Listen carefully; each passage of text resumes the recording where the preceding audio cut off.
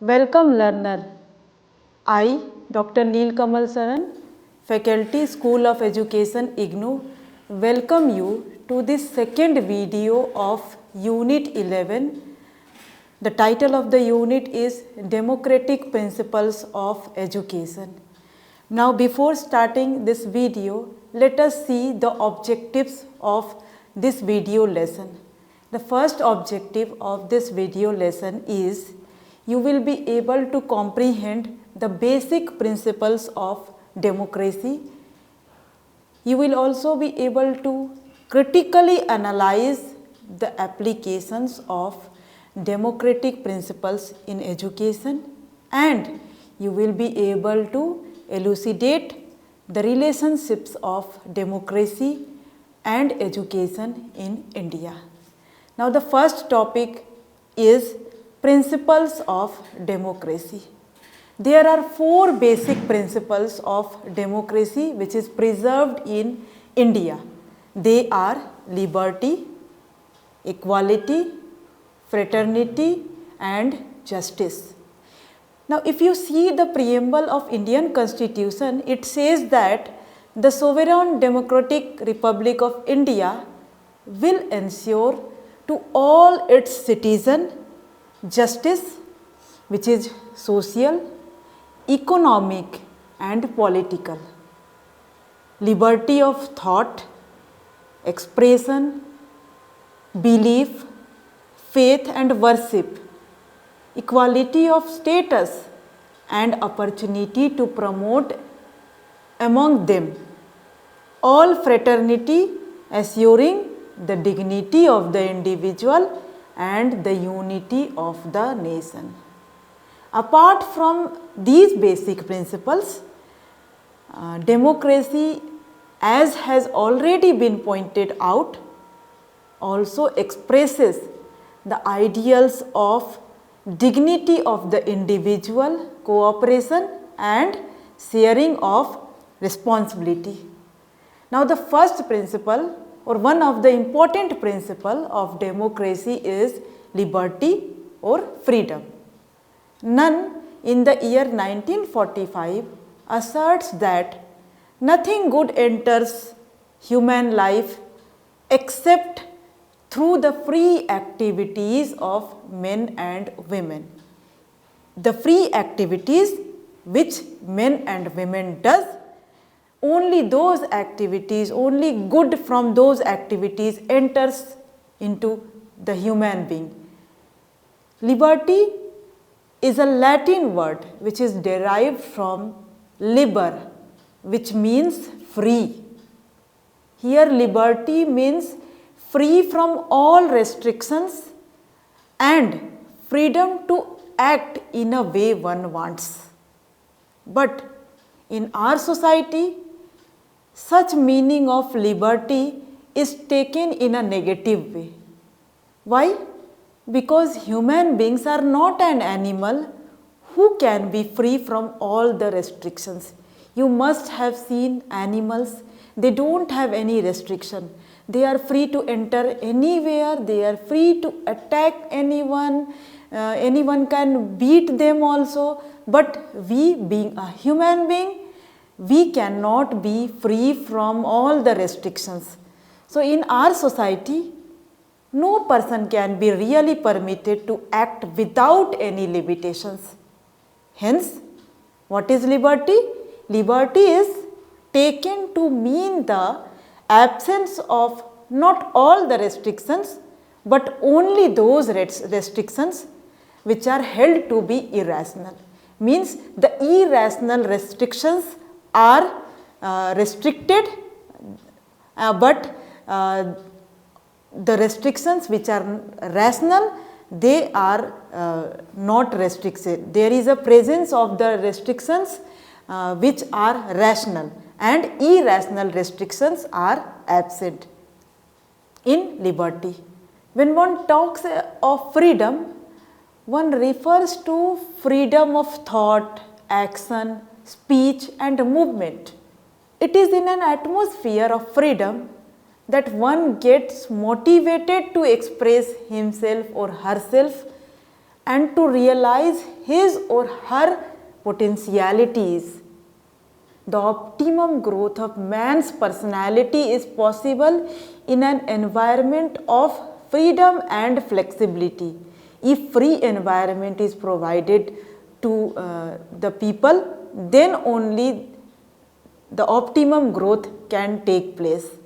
But we should not forget that our social and political setup is such that it imposes the rigid uniformity and represses the individuality, which can in no way help individuals to bring out the best in them.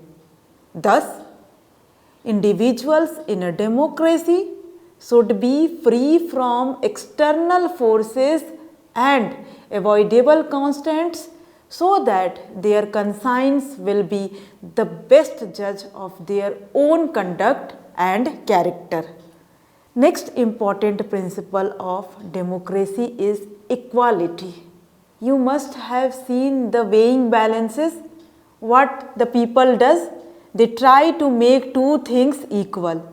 Similarly, if in general you think what is equality, equality means two or more things having equal state, value or appearance.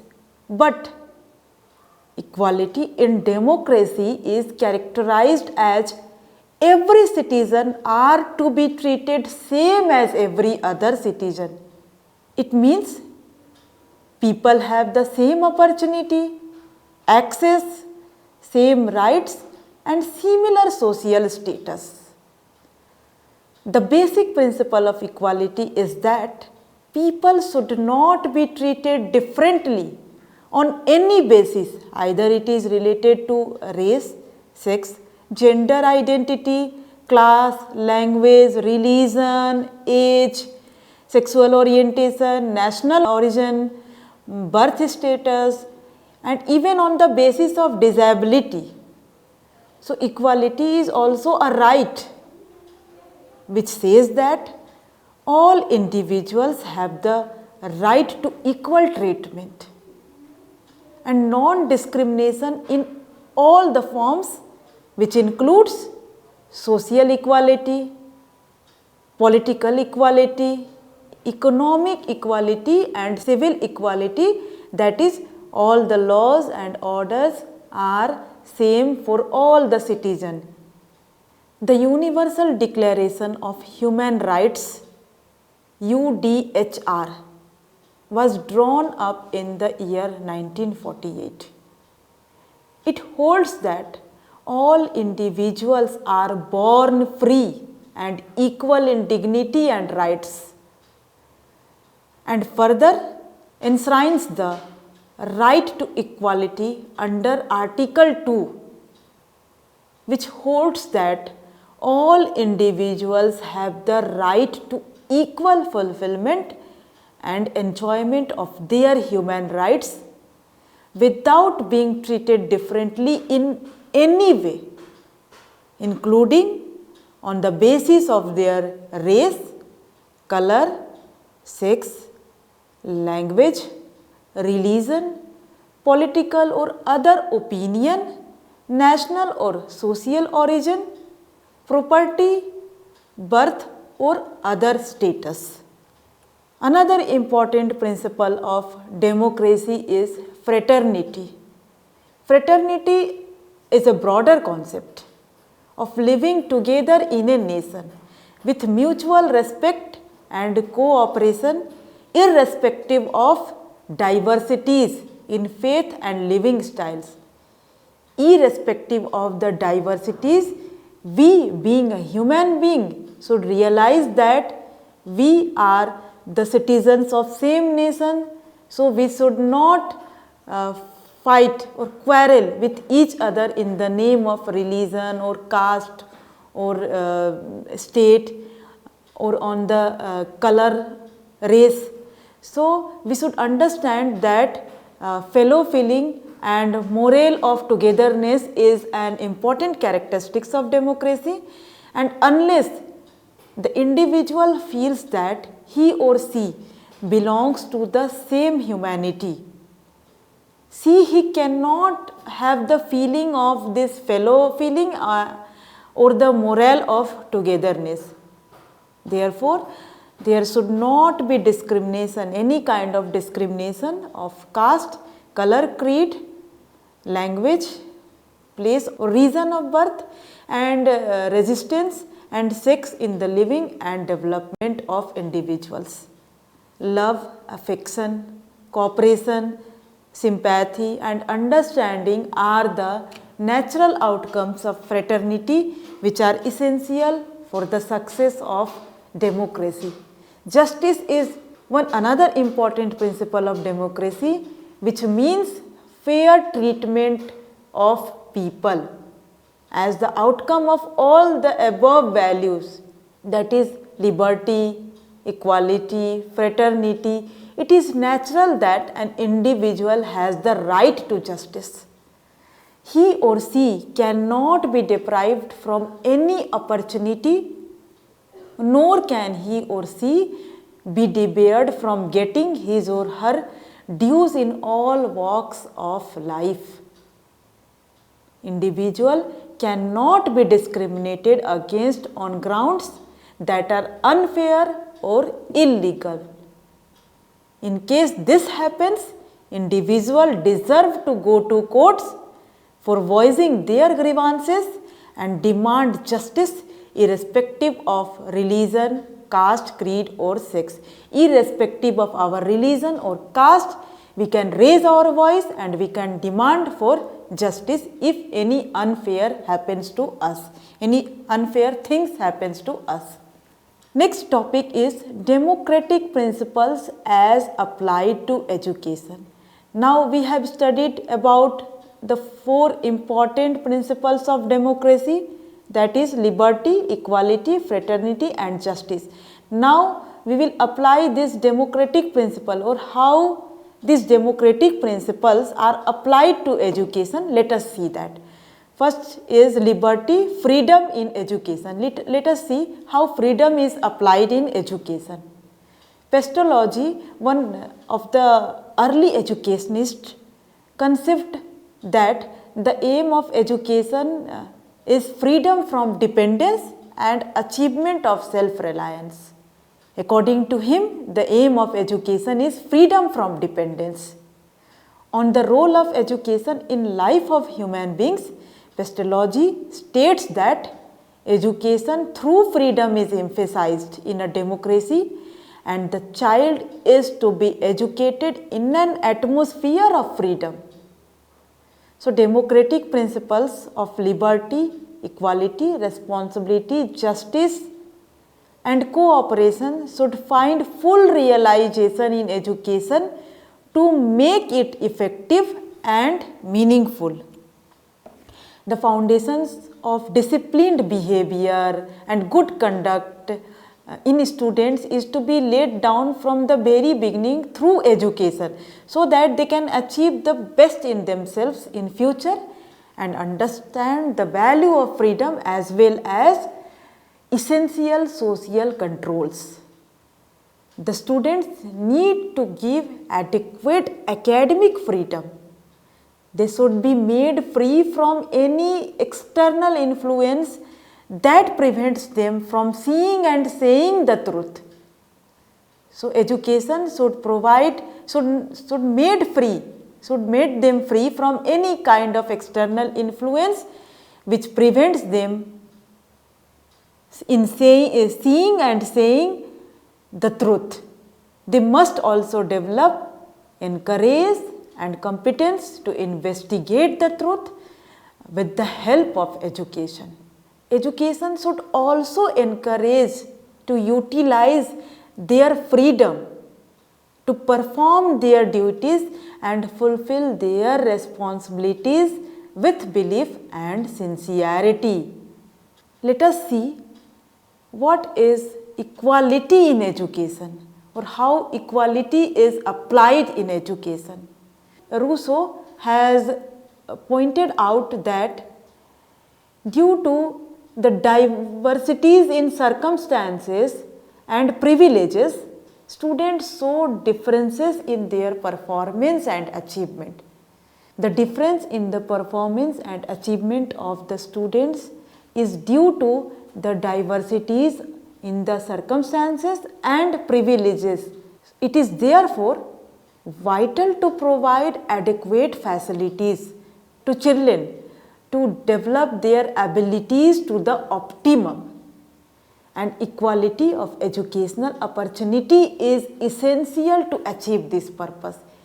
In spite of individual differences, importance of environment cannot be underestimated as an important factor of educational growth.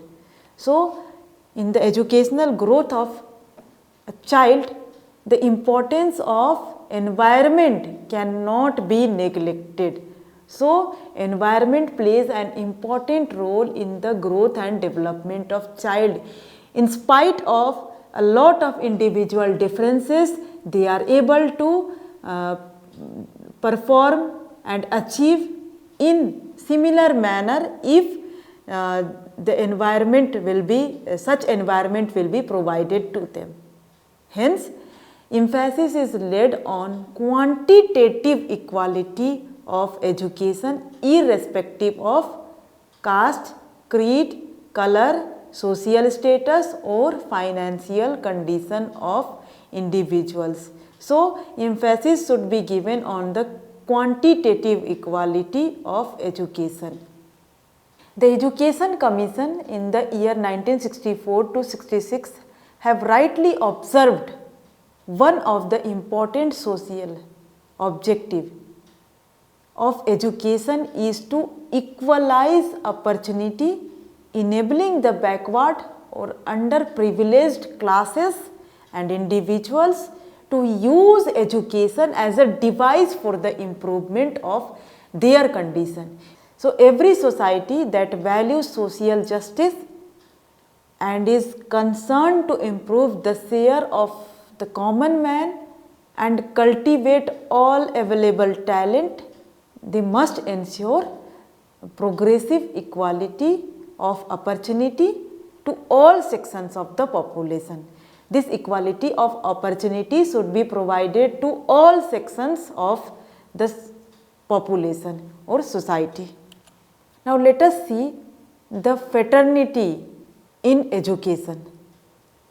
Universal brotherhood being an important tenet of democracy, its place in education is of fundamental significance. So, students, teachers, parents and even non-teaching staffs should be bonded with love, sympathy, understanding and fellow feeling. In administration and organization of projects as well as co-curricular activities, this spirit of fraternity should prevail for ensuring cooperation and rapports. Now, if you see that all the co-curricular activities, group project, group dance, group song, sports, all these are based on this fraternity principle of democracy. So, this can also lead to success of education in general and development of students' personality in particular. This helps in the development of personality of the students. The we feeling and the nationalistic spirit have to be developed in future citizens of the country through education. Another important principle, justice.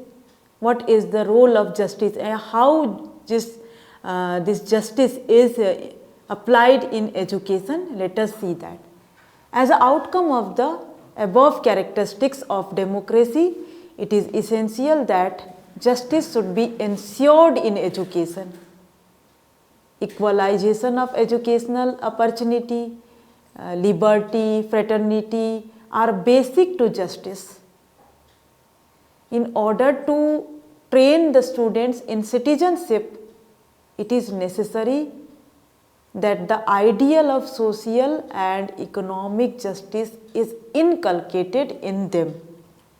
Also, special measures need to be taken by educational institutions to make up for the deficiencies and for removing the economic, social and cultural barriers, disabilities, so that injustice that has been persisting over centuries can be done away with, and justice denied to the deprived can be restored. Use of unfair practices of any kind by the teachers or by the students should be taken seriously if justice is to become endemic to education. Sharing responsibility in education. Education is a joint responsibility of all concerned students, teachers, parents, communities, supervisors and so on. And every group has to share responsibility in the total process of education in their own way according to their own capacity. In a democracy, every member of society has his or her own duties and responsibilities. In the eyes of the law and constitution, everybody is equal and everybody has his or her own voice and views to be expressed. All points of views have their relevance in education and all individuals should make their contribution for educational development. Another important topic is education for democracy. Now, what is education for democracy? Education should be such that it inculcates democracy among its students or democracy among the democratic way of life should be inculcated among students through education. So, without education, democracy has limited relevance and effectiveness, and without democracy, education loses its meaning.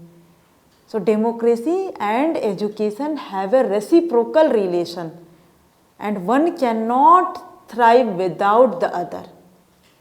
When democracy believes in giving freedom to the people, but if they are not educated, then their freedom may lead to anarchy or chaos and indiscipline. Economic self-sufficiency is also necessary for this democratic education. Mathur in the year 1966 has laid down the following two preconditions for the success of education for democracy. Let us see what are the two preconditions for the success of this education for democracy. First precondition is there should be economic betterment to the people. If their basic needs like food, shelter and clothing, these basic needs are not fulfilled, then the people may be prepared to give up their political freedom. They are ready to give up their political freedom if their basic needs are not fulfilled. If this freedom does not help them to solve their problem of bread and butter, they need to leave or give up this political freedom. And second precondition is that the formation of an educated electorate. Democracy can function properly only when people are educated and are conscious of their rights and duties. Education provides them the capacity for better judgment. They can judge which is right or wrong, which is just and unjust, which is fair and unfair. Otherwise, a small group will assume the control over this government of the state and begins to exploit the masses.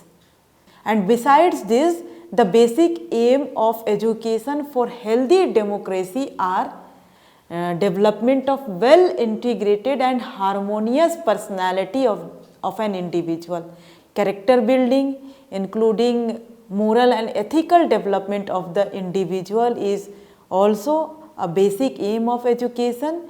The values like honesty, sincerity, truthfulness, integrity, commitment, all these should be inculcated among the students through education and training of an efficient and productive existence in a society or culture.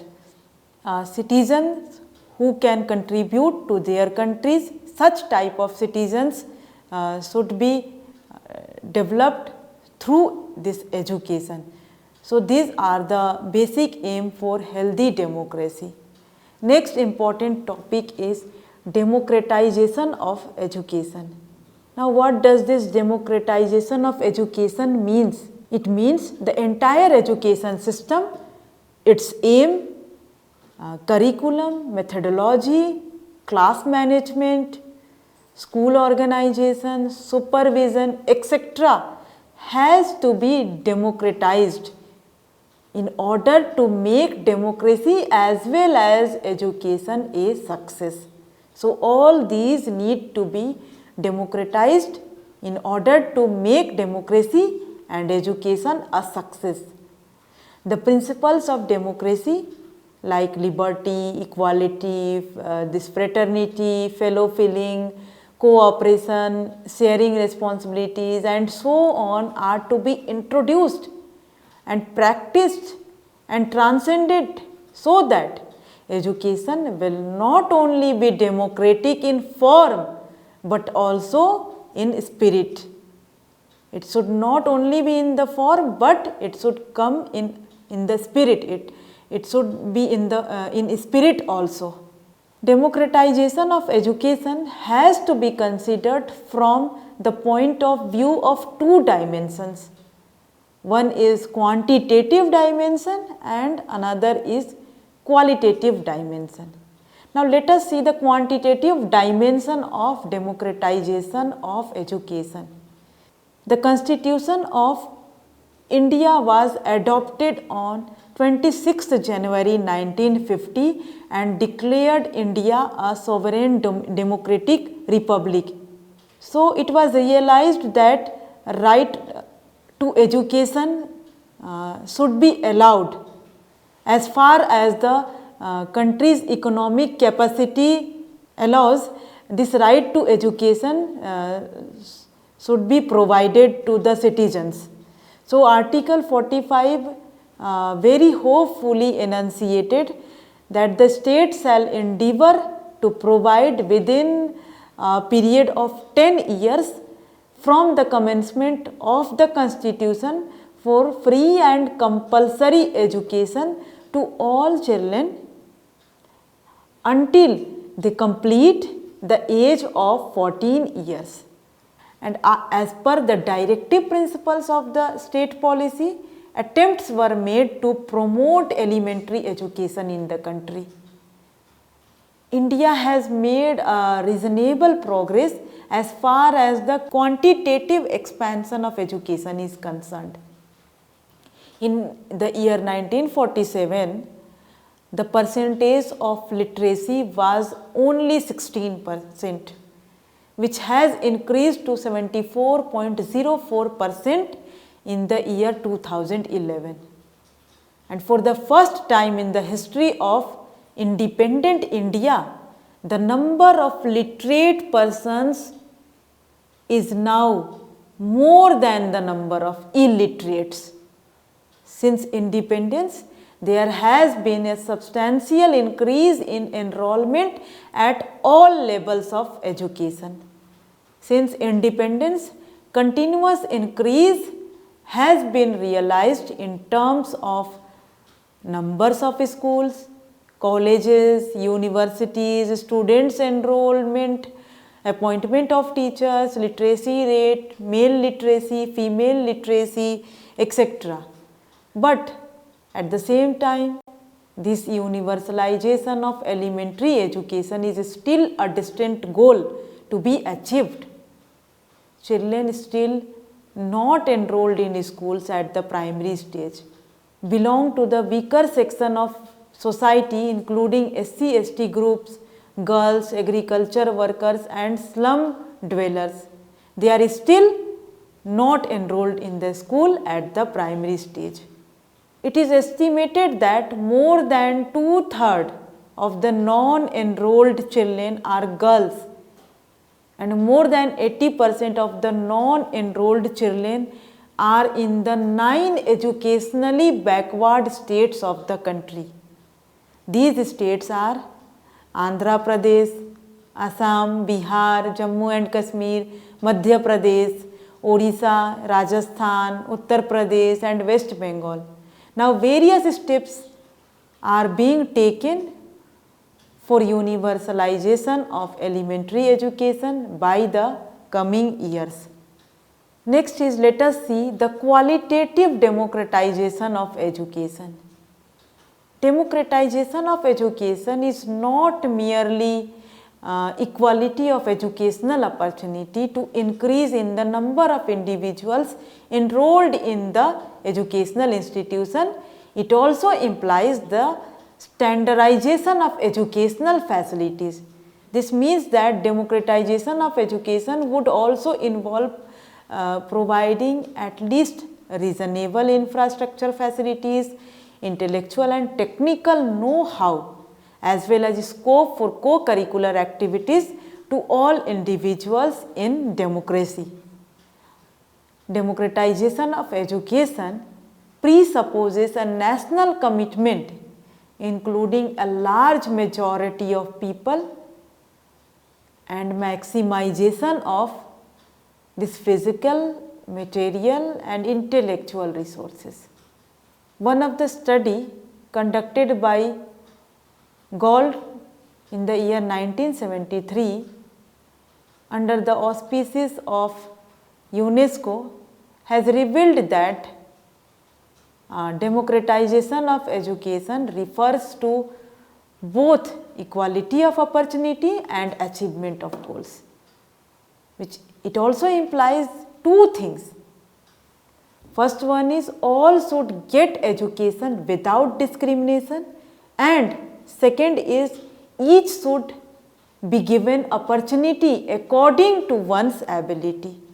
So, equity and equality. In a democracy, the teaching learning process has to be free, flexible and learner centered. The needs and interests of the students need to be properly taken care of, and the methods of teaching must be creative and participatory. Educational institutes have to assume the status of community centers. Students' habits, interests and attitudes must be molded according to the democratic principles and values. In class management and school organizations also, there must be mutual help, cooperation of fellow feeling, individual initiative, sharing of responsibility, so that true democracy can be functional and operative in schools and colleges. Primary schools should no doubt provide the training for citizenship during the formative years, but high schools and colleges also need to nurture and nourish democratic behavior and conduct. The organization and management of educational institutes must be familiar to the democratic spirit, and the programs as well as practices therein should be intended to promote democratic living and learning. People's government, self-government, self-staff meeting, students' participation, students' council and so on have to be introduced and can be accelerated in order to promote democratic living and learning. Let us see the democratization of education in India. In India also, attempts have been made to democratize the educational system. And in India, it is quite evident that continuously the government machineries as well as the stakeholders of education are working hard to make education democratized. Some of the recent initiatives made in this direction are implementation of RTE Act 2009, RMSA, and Rashtriya Uchtar Madhyamik Shiksha Abhiyan, now this NEP 2020. And as a result of these initiatives, India has achieved both quantitative and qualitative growth in education. Also, the democratic participation of students in the management committees, etc., are being encouraged. The interests and suggestions of students are taken into account for organization of co-curricular activities and other programs in schools. The method of teaching has been democratized through students questioning, discussion and sharing responsibility in the teaching learning process. Learning joyfully and freely is the basic condition and requisition for democratization. But in spite of her strong commitment to democracy, democratization of education in India is still a distant vision. We have achieved political democracy, but we are striving hard to realize social and economic democracy. Education has not yet been reoriented and reorganized to impart adequate knowledge, understanding, interests, skills for success of democracy. And this democracy cannot be stabilized or established by mere government decrees and directives. Translation of the basic tenets of democracy into real life is a very slow process which is possible through gradual modification of behavior and continuous social change. Hence, we can say that democratization is possible when democracy not only becomes functional, but it also gets reflected in the entire educational system and conduct of all the persons therein. Now let us have a look on what we have studied in today's video lesson. In today's video lesson, we have discussed the basic principles of democracy, that is liberty, equality, fraternity, justice, sharing responsibility, cooperation, dignity of individuals and their implications in education.